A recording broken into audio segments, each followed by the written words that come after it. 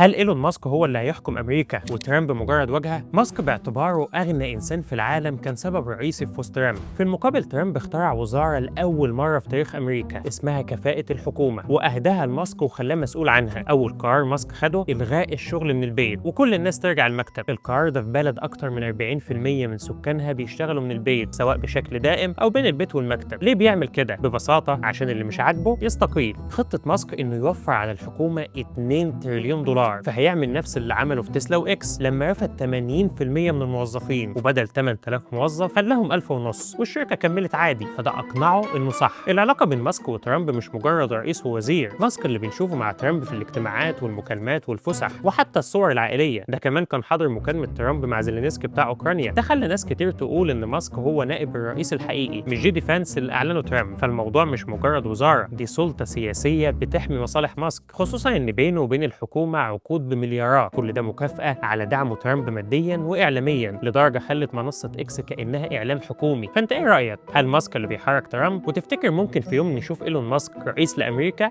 ولا لأ؟